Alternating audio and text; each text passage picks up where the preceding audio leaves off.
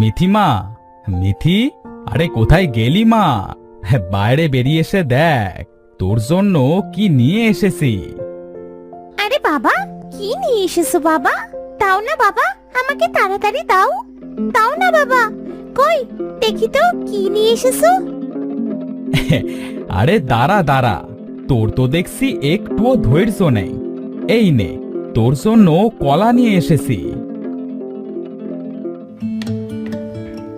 ও মা, মা, বাবা কলা নিয়ে এসেছে।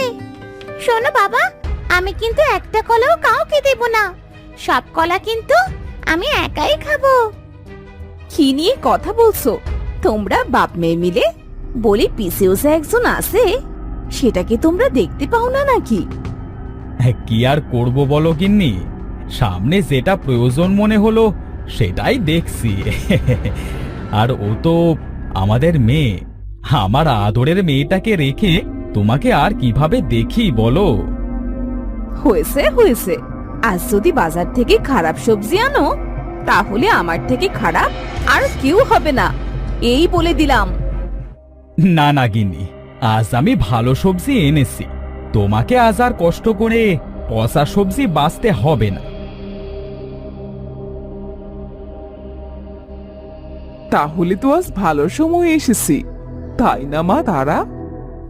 এই সেরে সেরে, এই অসময়ে আপদটা আবার কোত্থেকে এলো? এ আমার বাড়িতে আসলে আমার 12টা বেজে যায়। হো মা, তুমি? আমি তো ভাবতেই পারছি না যে তুমি এই সময় আমাদের বাড়িতে আসবে। বউ, ঝড় কি কাউকে বলে আসে? সে তো হঠাৎ করে আসে, তাই না? শুনেছিস মা, জামাইয়ের কথা শুনেছিস? কত বড় সাহস, আমাকে ঝড়ের সাথে তুলনা করছে। এই, তুমি চুপ থাকো তো।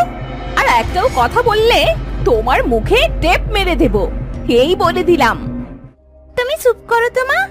নানু আসলে তুমি আর নানু সব সময় বাবার সাথে ঝগড়া করো। হোমা, আমার নানু ভাইকে তো এত সময় খেয়ালই করিনি, তা নানুর মুখে এত কথা ফুটলো কিভাবে? বাবার মতোই হয়েছে মা। এবার আমি আর তুমি মিলে এই দুটোর মুখেই টেপ মারবো। মা, এত দূর থেকে আসলে চলো তো ঘরে চলো, আগে একটু বিশ্রাম নিয়ে নাও তো দেখি। তারা ও তার মা দুজনেই ঘরের ভেতরে চলে গেল। এদিকে তাজু মনে মনে ভাবতে লাগলো, এই আপদটা আসলেই আমার সুখের সংসারে আগুন লাগে। আগে ভাবতে হবে একে কিভাবে বিদেয় করা যায়। হ্যাঁ হ্যাঁ, ভাবতেই হবে।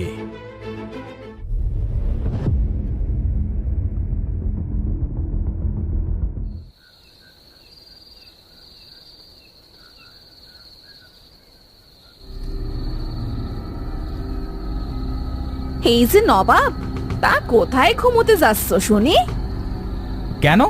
আমার খাটে? তুমি তো জানো আমি আবার খাটে ছাড়া ঘুমোতে পারি না। পোড়া মুখে মিনসে, আমার ওই নিচে ঘুমাও। আমার মা খাট ছাড়া ঘুমোতে পারে না। ওরে আমার মহারাজা জামাই রে, বাড়িতে যে শাশুড়ি এসেছে সেই দিকে নজর আছে নাকি? যাও, নিচে গিয়ে ঘুমাও। অলুক্ষণের শাশুড়ি, যদি 3 দিনের ভেতরে তোকে না তাড়িয়েছি তাহলে আমার নামও তাজু না। হাহ।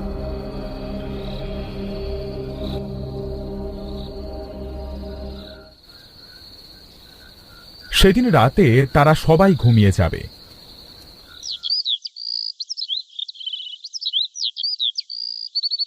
পরের দিন সকালে তাজুর বউ ও শাশুড়ি ঘুম থেকে উঠে তাজুকে ডাকবে। এই যে জামাই, এত বেলা পর্যন্ত ঘুমিয়ে থাকলে চলবে নাকি? বলি সকাল সকাল উঠে আমার মেয়ের সাথে তো একটু কাজে হাত দিতে পারো নাকি? মা, তুমি কাকে কি বলছো? দেখছো না খাটাস বেটা নাক টেনে কেমন ঘুমাচ্ছে? তারাও মা, এর গায়ে পানি ঢেলে এখনই ঘুম বার করছি। আর তার কোনো দরকার নেই, আমি জেগেই আসি। বলো তোমার কি কাজ করতে হবে? বলি এত বেলা হলো, খেতে কি যাবে না নাকি? তাড়াতাড়ি ওঠো আর মাঠে যাও। আরে হ্যাঁ হ্যাঁ, যাচ্ছি যাচ্ছি। সারা রাত মেঝেতে শুয়ে একটুও তো ঘুম হয়নি, আর এখন সাত সকালে শিয়ালের মতো ডাকা শুরু হয়ে গেছে। হ্যাঁ। তাজু ঘুম থেকে উঠে মাঠে চলে গেল। মাঠে গিয়ে সে তার খেতে বসেই গভীর চিন্তা করতে লাগলো তার শাশুড়িকে কিভাবে তাড়ানো যায়। না, এভাবে উড়ে এসে আমার খাট দখল করবে, সেটা তো হতে পারে না। আজ রাতে আমাকে একটা কিছু করতেই হবে। এখন বাড়ি গিয়ে খেয়ে দে একটু বাজারে যাব। বাজার থেকে ফেরবার পরই হবে আসল মজা।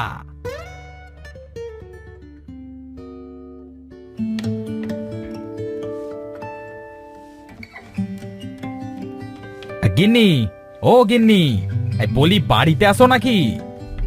কি হয়েছেটা কি? গাধার মতো চিৎকার করছো কেন? আমি তো বাড়িতেই আছি।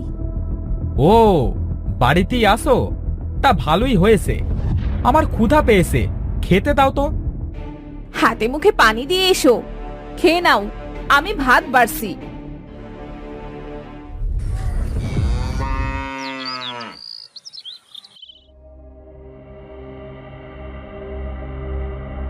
দাও দাও, খাবার দাও গিন্নি, আজ আমার এত ক্ষুধা লেগেছে, তোমায় আর কি বলবো।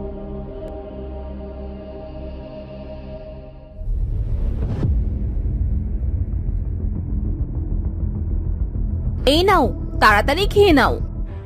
এ কি গিন্নি, এই ভর দুপুরে ঝাল পেঁয়াজ আর পানি দেওয়া ভাত দিচ্ছ? মা, আপনারাও কি এই খাবার খেয়েছেন? আরে না জামাই, আমার মেয়ে সরিষা ইলিশ রান্না করেছে। উফ, খেতে কি মজা। বাবা, এই সব কিন্তু নানুর বুদ্ধি জানো। নানু কিন্তু মাকে বলেছে তোমাকে ঝাল পেঁয়াজ দিয়ে পানি দেওয়া ভাত দিতে। ও, এতক্ষণে বুঝলাম। আচ্ছা দাও, এই ভাতই খাই। তাজু খেয়ে দিয়ে বাজারে চলে গেল। সে বাজারে গিয়ে একটা লম্বা সাদা জামা, একটা ভুতুড়ে মুখোশ এবং মাথার একটা সাদা চাদর কিনল।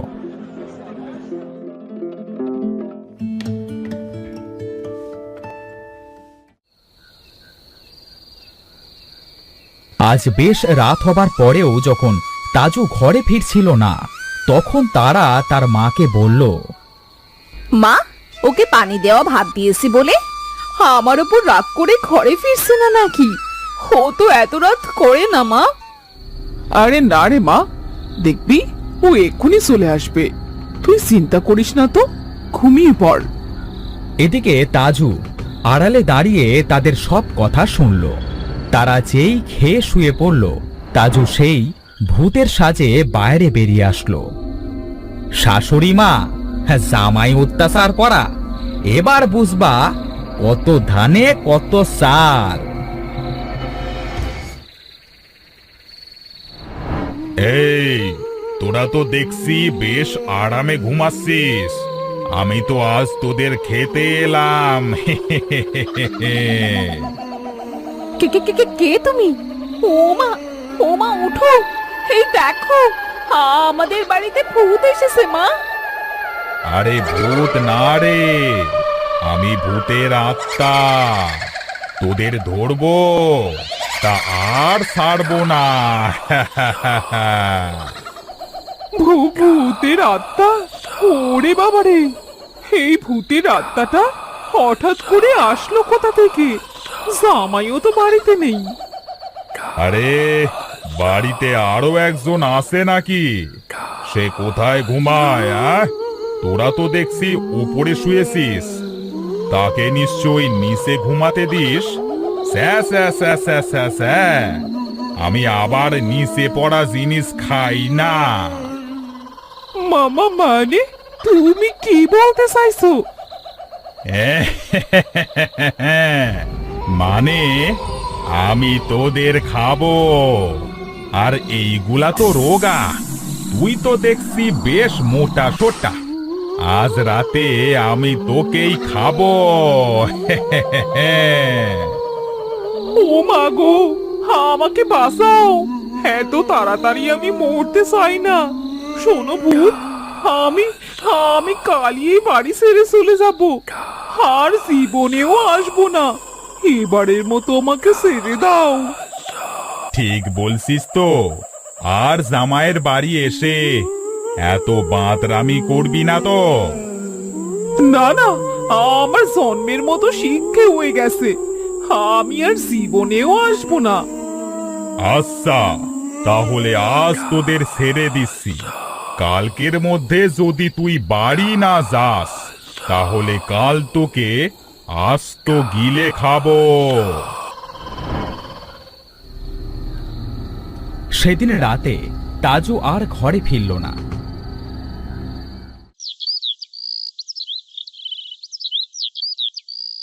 আর এদিকে পরের দিন সকাল না হতেই তাজুর শাশুড়ি বাড়ি চলে গেল। তাজু যখন বাড়ি ফিরে আসলো, কাল সারা রাত কোথায় ছিলে তুমি? জানো, কাল আমাদের বাড়িতে ভূত এসেছিল। ও মা, তাই নাকি? তা শাশুড়ি মাকে তো দেখছি না, তাহলে ভূতটাই কি শাশুড়ি মাকে খেয়ে ফেললো নাকি?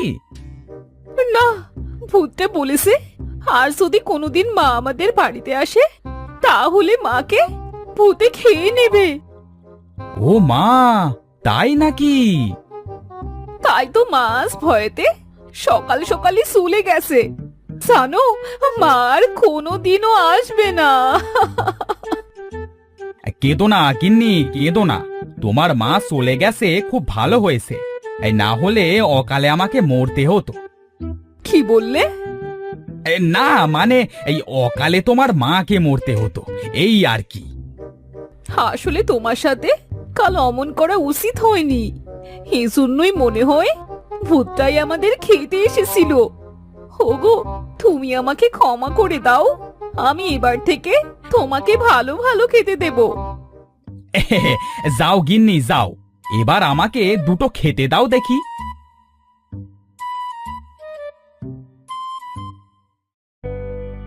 যাক, অবশেষে আমার বুদ্ধিটা কাজে লাগলো। আজ থেকে আর নিচে ঘুমোতে হবে না।